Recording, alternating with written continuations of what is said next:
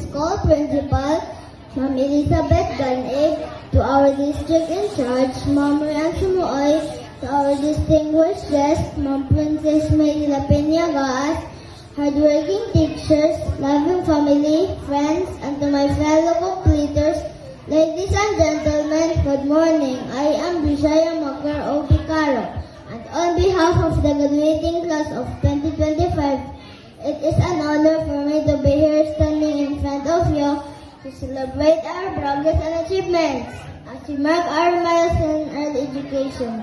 I want to thank our wonderful teachers, Cameron Paguta and my teacher Albi Avalaser for teaching us the basic learning skills like reading, writing, drawing, counting, and a lot more.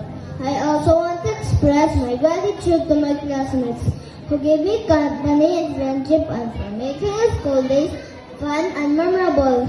At this moment, I want to say thank you to our parents for their support and sacrifices. To my mom and papa, you have my sincere and kisses. Thank you also to my dear alma mater for helping us get ready for the future. Above all, thank you Lord for the gift of education. Once again, congratulations class of 2025.